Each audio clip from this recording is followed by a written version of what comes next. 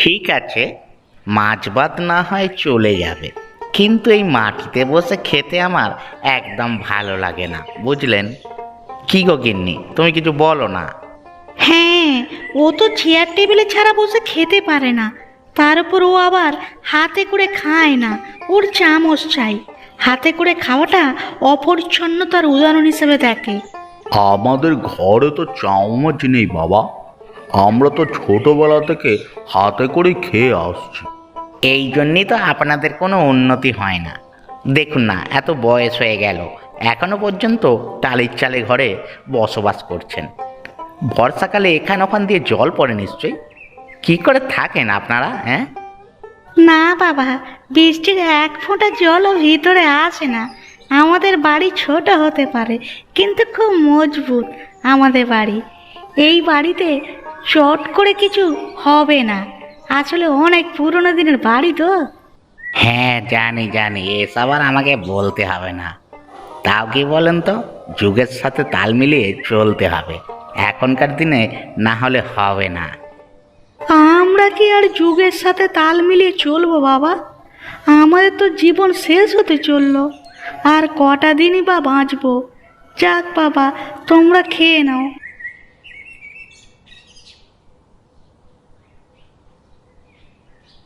উম, ইস, খাবারের স্বাদ একদম ভালো হয়নি।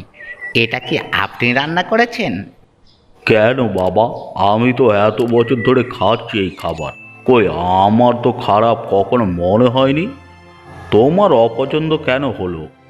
আসলে কাকা বাবু, ও তো এইসব খাবার খেতে অভ্যস্ত নয়। তার জন্যই মনে হয় ওর খেতে একটু অসুবিধা হচ্ছে। আরে তুমি খেয়েই দেখোই না খাবারটা কেমন খেতে হয়েছে।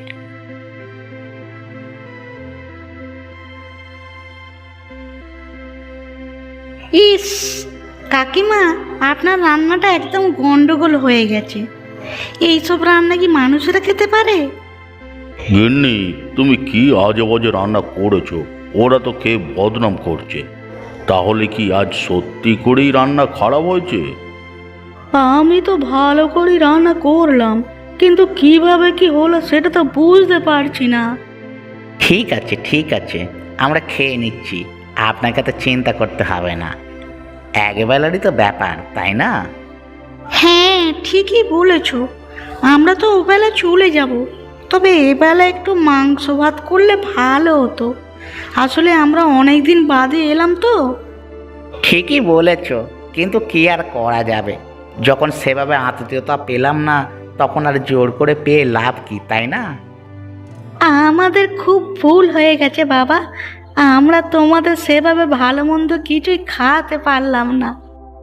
ঠিক আছে ঠিক আছে, এবারে না হয় হলো না, কিন্তু পরের বার নিশ্চয়ই হবে আশা করছি। গিন্নি, এখন তাড়াতাড়ি খেয়ে নাও।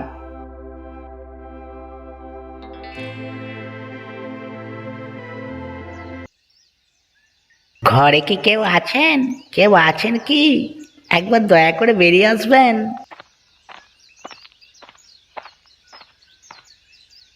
কি ব্যাপার, কি হলো, কি চাই এখানে? বলছি দাদা, মানে এক গ্লাস জল হবে, খুব পিপাসা লেগেছে। জল তো আমাদের ঘরে নেই, আপনি বরং এখন এখান থেকে আসুন, কেমন? আপনি কি লোক মশাই? আমি আপনার থেকে জল চাইছি আর আপনি আমাকে দূর দূর করে তাড়িয়ে দিচ্ছেন। যা বাবা, ভালো করেই তো বললাম এখান থেকে আসুন। আমার দূর দূর করে তাড়িয়ে দেওয়াটা আরো ভয়ঙ্কর, সেটা আপনি সহ্য করতে পারবেন না। আসুন আসুন। কি হলো? তোমরা চিল্লাচিল্লি করছো কেন? কি ব্যাপার? দেখুন না, আমি এক গ্লাস জল চেয়েছি, আমার খুব পিপাসা লেগেছে, আর ইনি আমাকে জলের বদলে কথা গেলাচ্ছেন। ঠিক আছে, এত কথা বাড়ানোর দরকার নেই। আপনি দাঁড়ান, আমি জল নিয়ে এসে দিচ্ছি।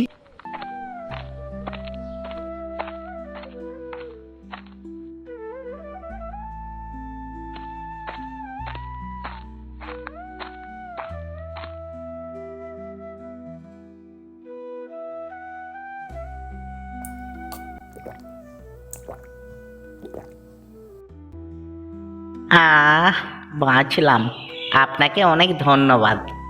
আপনার পিপাসা মিটেছে, এতেই আমি খুশি। আপনি কি কিছু বলবেন আর?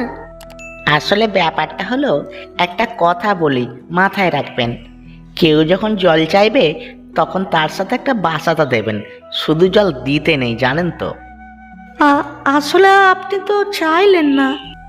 হ্যাঁ, বুঝেছি বুঝেছি, ঠিক আছে, তবে আমি এখন আসি, কেমন?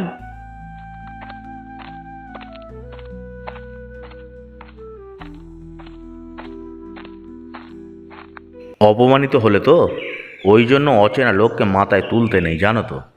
কিন্তু এরকম কেন ব্যবহার করে গেল আমার সাথে? তুমি সুযোগ দিয়েছো তাই করেছে।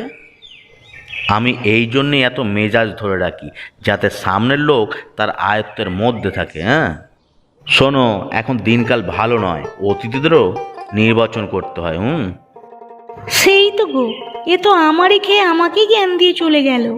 যদি শিক্ষা হয়ে থাকে, এরপর থেকে অচেনা কাউকে সাহায্য করলেও মুখ একদম গোমরা করে থাকবে, যাতে সে তোমার মুখের ওপর কথা বলতে না পারে, যেন সামনের লোক বুঝতে পারে যে তুমি যা করছো ঠিক করছো। আমি এতদিন তোমাকে খারাপ ভাবতাম, কিন্তু এখন বুঝলাম মানুষজনই ভালো নয়। শিখে যাবে, কোনো চিন্তা নেই। আমিও একসময় তোমার মতোই ছিলাম, কিন্তু আস্তে আস্তে অনেক এরকম অপমান সইতে সইতে কঠোর হয়ে গেছি এখন। দেখলে তো, আমার সামনে মুখ দিয়ে একটা কথাও বের হচ্ছিল না। হে, বেশি ফটর ফটর করলে একদম দূর করে দিতাম। ঠিক আছে, তোমার ওপর আর কখনো রাগ দেখাবো না। তুমি যেমন শেখাবে আমি তেমনই শিখবো।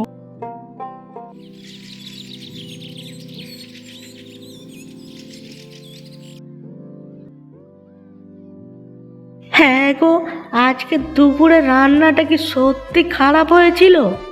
কে বললো তোমাকে? তুমি ওদের কথা শুনছো কেন? ওরা একেবারে বদমাইশ লোকজন, শুধু লোককে অপমান করতে আসে। কি করতে যে আমাদের বাড়ি অতিথি হয়ে এসেছিল কে জানে। সেটা তো আমিও বুঝতে পারছি না। এসে থেকে তো বিভিন্নভাবে আমাদের অপমান করে চলেছে। এমনিতে কখনো খোঁজ খবর নেয় না, এতদিন পর আজ এলো, আর আসতে না আসতেই এটা ভালো নয় ওটা ভালো না বলে নিন্দে করতে শুরু করে দিল। যতক্ষণ ছিল একেবারে জ্বালিয়ে খেলো, মুখের ওপর বলতে পারছিলাম না এখান থেকে দূর হয়ে যেতে। একেবারে অবদ্ধ লোক সব। বুড়ো বয়সে ভালো লাগে না, সারা জীবনটাই তো রেসারেসি করে কাটলো। অন্তত বুড়ো বয়সে তো একটু শান্তিতে থাকতে চাই, সেটাও এরকম অতিথির জন্য পারবো না। সেটাই, ওদের বাড়িতে ঢুকতে দেওয়াই আমাদের উচিত হয়নি। কি করে জানবো বলো? অতিথি হিসাবে এসে তোমারই খাবে, তোমারই পড়বে, আবার তোমাকেই অপমান করে চলে যাবে। সেরকম জানলে তো আগেই দূর করে দিতাম। আমার মাথায় একটা বুদ্ধি এসেছে, তোমাকে বলবো? হ্যাঁ বলো, কি বুদ্ধি শুনি। বলছিলাম, ওরাও যেমন হঠাৎ করে অতিথি হয়ে আমাদের বাড়ি এসেছিল, আমরাও তো অনেকদিন ওদের বাড়ি যাইনি। চলো না, হঠাৎ করে আমরাও অতিথি হয়ে ওদের বাড়ি চলে যাই। তুমি ঠিকই বলেছ, তবে ব্যাটারা জব্দ হবে। আমিও দেখব ওরা এমন কি বিশালভাবে থাকে, আর আমাদেরকে কিভাবে খাতির আপ্যায়ন করে।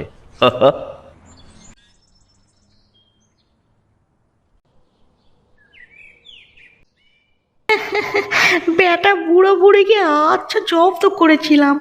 ওদের ওই শুকনো মুখগুলো দেখে আমার যে কি আনন্দ হচ্ছিল না, কি বলবো তোমায়। আমারও খুব আনন্দ হচ্ছিল। ব্যাটাদেরকে একেবারে ভ্যাকা চ্যাকা খাইয়ে দিয়েছি। এরকম হ্যাবলা ক্যাবলা অতিথি হলে হেও করে খুব মজা পাওয়া যায়। আচ্ছা, একটা কথা বলো তো, খাবার দাবারগুলো তো বেশ ভালোই রান্না করেছিল, তাহলে তুমি খারাপ বললে কেন? ওদেরকে ছোট করার জন্য, আবার কেন? তাই বলে কি আমি খাবার খাইনি? একদম জমিয়ে খেয়েছি, কিন্তু ওদের বুঝতেই দিইনি যে ওদের ছোট করছি। আসলে একটা ব্যাপার আছে। কি ব্যাপার গো? সব সময় দেখবে, তুমি যখন কারোর সম্পর্কে ভালো কথা বলো, সে সেই কথাটা বেশি দিন মনে রাখে না। কিন্তু নই একইভাবে, যখন তুমি কারোর সম্পর্কে খারাপ কথা বলবে, সেই তোমার কাছে নিজেকে ভালো প্রমাণ করার জন্য একেবারে সর্বস্ব দিয়ে দেবে। তুমি ঠিকই বলেছ, সেই জন্য আমরা না চাইতেও ওরা বেশি বেশি করে খাবার দাবার দিয়ে দিচ্ছিল, বলো? হ্যাঁ, একদমই তাই। আজকাল মানুষের উপকার করে একদম লাভ নেই। আচ্ছা কি গো, আমাদের এরকম আর কোনো আত্মীয় নেই? না, আর কেউ সেরকম আছে বলে তো আমার মাথায় আসছে না। অনেক ভেবে চিনতে এই একজনের কথা মাথায় এসেছিল, বাকি সব যারা আছে তাদের বেশিরভাগই তো আমাদের ঘরে ঢুকতে দেয় না, দোরগোড়া থেকে তাড়িয়ে দেয়। এরকম আর দু একজন থাকলে না বেশ ভালো হতো। মাঝে মাঝে তাদের বাড়ি গিয়ে খাওয়া দাওয়া করে আসা যেত। সংসারে কাজ করতে কি সবসময় ভালো লাগে বলো? ঠিক আছে, তাহলে এরকম দু একজনকে তাহলে অতিথি বানিয়ে রাখতে হবে, সে চেনাই হোক বা অচেনা।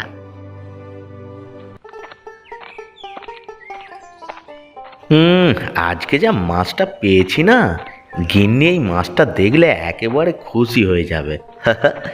আজকে এই মাছটা ঝাল করতে বলবো, তার সাথে গরম ভাত একেবারে জমে যাবে। এই নে, এই বিস্কুটটা খেয়ে নে। তোর এখন ছানা পোনা হয়েছে, তোকে এখন বেশি করে খেতে হবে। এনে খেয়ে নে। আরে ওই লোকটাকে আগে তো এখানে দেখিনি। লোকটাকে দেখে তো ভদ্রলোকই মনে হচ্ছে। একবার কথা বলে দেখবো না, যদি অন্য কিছু ভাবে। না না না, ভাববে না, দেখে তো ভালো লোকই মনে হচ্ছে। যাই যাই, কথা বলে দেখিই না। তা মশাইকে আগে তো এখানে দেখিনি, তা আপনি কি এখানে নতুন নাকি? আগে হ্যাঁ দাদা, আমি একটু ঘুরতে ঘুরতে এখানে এসেছি। রাস্তায় এই কুকুরটিকে দেখলাম, তাই ওর সাথে একটু গল্প করছিলাম। ও, তা কোথায় যাওয়া হবে? কারো বাড়িতে যাওয়া হবে নাকি? আরে না না, কারো বাড়ি যাওয়ার নেই। এমনি ওই কাজের ফাঁকে এদিক ওদিক পথে পথে ঘুরতে বেরিয়ে পড়ি, তাছাড়া আর কিছু না। ও তাই নাকি? তাহলে চলুন না আমাদের বাড়ি। নিজের বিস্কুটটা তো ওই অবলা জন্তুটিকে খাইয়ে দিলেন, তাহলে আপনার তো নিশ্চয়ই খিদে লেগেছে। আরে না না দাদা, তার কোনো প্রয়োজন নেই। আমি কিছুক্ষণ এখানে বিশ্রাম নিয়ে আবার হাঁটতে শুরু করব। আরে সে না হয় যাবেন কোনো। এই দেখুন না, একটা বড় মাছ কিনেছি। এই সময় কেউ একজন অতিথি বাড়িতে গেলে বেশ ভালো লাগবে। চলুন চলুন, আমার সাথে চলুন, আর না করবেন না। আচ্ছা আচ্ছা, চলুন। এত করে যখন বলছেন, চলুন আপনার বাড়িতে অতিথি হয়েই যাওয়া যাক। হ্যাঁ চলুন, আপনার মতো মানুষ আমি খুব কম দেখেছি। আপনি আমার বাড়িতে গেলে আমি খুব খুশি হব, আমার গিন্নিও খুব খুশি হবে। চলুন চলুন, আমাদের বাড়িতে আজকের দিনটা থেকে তারপর না হয় যাবেন। না দাদা, আমি থাকতে কিন্তু পারবো না, আমাকে বেশি জোর করবেন না। ঠিক আছে ঠিক আছে, সে দেখা যাবে, আমি বেশি জোর করব না, চলুন।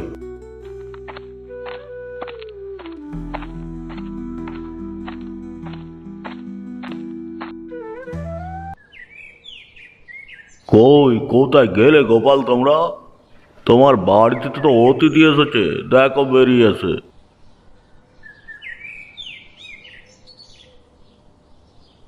আরে আপনারা হঠাৎ এখানে কি করছেন? এই চলে এলাম মা, ঘুরতে ঘুরতে।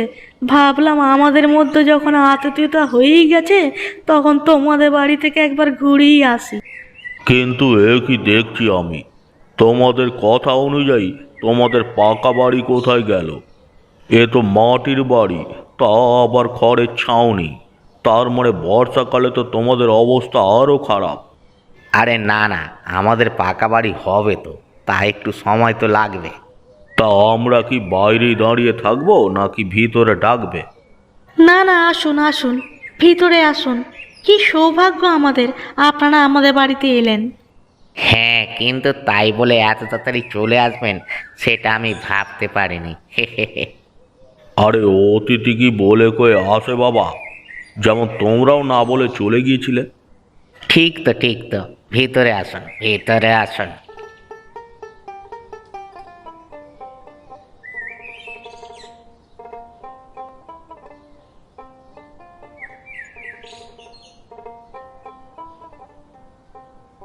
তা মা, মিষ্টি দিলে কিন্তু চামচ তো দিলে না। চামচ? চামচ তো ঠিক আছে মা, চামচ আমাদের লাগবে না। আমরা পুরনো দিনের মানুষ, আমরা হাতে করেই খেতে পারবো। তা আপনারা কবে যাবেন?